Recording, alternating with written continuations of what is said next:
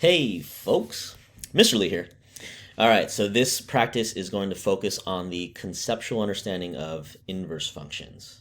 Okay, so I have a decimal screen open here, kind of organize on a table some points and compare the original function with the inverse function. Okay, we're going to focus on kind of graphs and tables. We'll see both examples. So let's start with this first one. This graph is showing the graph of f, and we're asked to find which graph shows the inverse function. Okay, so f of x is our original function. F to the negative 1 of x is your inverse function. Okay, so this is just notation. You're not actually raising anything to the negative 1 power. Okay, that's just the way it's written. So this is your inverse function. And I'm going to first label some points from our original function, okay? Let's just pick some simple ones. We have, let's just pick the intercepts here, okay? I might be estimating some points, but you'll get the idea, right? So I have a negative 5 comma 0 here. That's on our original function. I also have a 0 comma 3. Okay, so just those 2 points. So what happens between the original f of x and the inverse f negative 1 of x is the x and y is just swap, okay? That's the nature of these inverse functions. Your x and y positions are going to swap for each ordered pair. Okay, so instead of negative 5, 0 in the original function, your inverse function will now be 0 comma negative 5. All right, so there should be 1 point on your inverse function that goes through 0, negative 5. Okay, and then for your 0 comma 3, if I swap the x and y positions, you'll then get a second point that's 3 comma 0 instead. Okay. So let's see which of these graphs have these 2 points, right? This is multiple choice, right? If I want to find a more accurate graph, I would test more than just 2 points, okay? I would test every single one on here to get the full visual. But with multiple choice, we should be able to kind of use process of elimination. So let's find a graph that has 0, negative 5, and 3, 0. If we see more than 2 graphs with both of these points, then we have to do some more checking, okay? So let's see. 0, negative 5 is not even on A, so it can't be A. 0, negative 5 is on B, and we have 3 comma 0. So these points exist, okay? So it could be B. Let's see if it can be C or D. 0, negative 5 does not exist on C, so it can't be C. 0, negative 5 also does not exist on D. So that's what I was talking about, right? We can clearly conclude it's B, right? But don't forget that multiple choice kind of lets us answer this question quicker. If I needed to check more points, you just check any other point on here, right? I could pick, let's pick this nice point, 7 comma 5, right? You guys see this point right here, 7 comma 5. That then means, you know, just to be thorough, let's show it. 7 comma 5 would turn into, for the inverse, 5 comma 7. So on choice B, we should definitely also see a 5 comma 7 if they're true inverses. Let's check it. So 5 comma 7, there you go. Right, that also goes to the graph.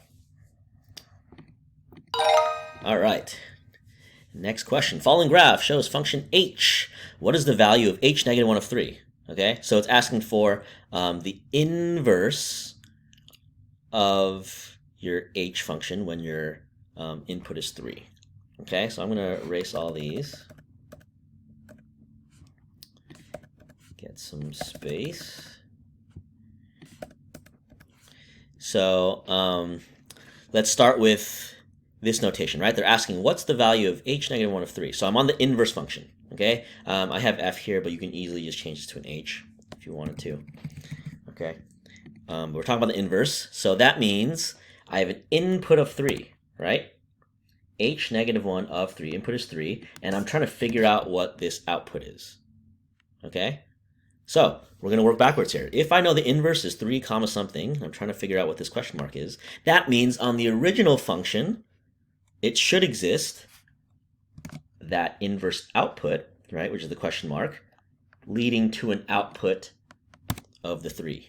Okay, so you're hearing me using these words, input, outputs. That's just x values, y values. Your inputs and outputs are also switching positions, right? If your x's and y's are switching positions. Okay, so again, recap. We started here. We're trying to figure out h negative 1 of 3, the inverse with an input of 3. So inverse function, input is 3. I'm trying to figure out what that output is, which means I can then reference the original function. I need to figure out what x value produces a y value of 3. Okay, so that we can do because we're given the original graph of h. Okay, so I want to figure out which point has a y value of 3. I'm going to go to a y value of 3, read my graph. My x value is 2 here. Okay, so watch what I do here. I have the point 2, comma 3 on my original function. That means this answer should be 2. 2, comma 3 existed on the original function. That means 3, comma 2 will exist on the inverse function, right? And we were asked to find h negative 1 of 3. Input of 3 on the inverse has to lead to an output of 2. Because on your original function, the input of 2 led to an output of 3. Okay? So that's how I'll word that one. Let's do a couple more here. Okay, following table shows inputs and outputs. So again, they're using a different letter, d of x, but we're just going to keep this as f of x, right? What is the value of d negative 1 of 5? Okay, so inverse of an input of 5. So let me erase these reference points. I'll do the same strategy here. Okay, I'm going to start my inverse because they're asking what's the inverse d negative 1 of 5. So my input is 5 for the inverse. I don't know what the output is, but I can reference the original equation or table or graph and switch the x and y positions. So basically, I'm trying to figure out on the original function now what x value produces the y value of 5. So we're just going to go on the line. All right, here we go. That's the very first one. I have a d of x, a y value of 5. It produced an x value of 17. Sorry, the x value of 17 produced the y value of 5, right? So now I invert it, which means the input for your inverse is a 5, leading to a output of 17. Okay, so I was able to find 17, comma 5 on the original function. That's this first option here, which then means your output for your inverse at an x equals 5 is going to be 17.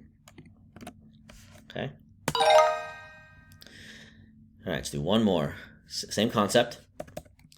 I'll do the same strategy, right? They're asking for h negative 1 of 9. Inverse at x is 9. So for my inverse function, x is 9. I don't know what the output is. That's what I'm trying to solve for, which then means on my original function, if I input that unknown number, I should get the output of 9.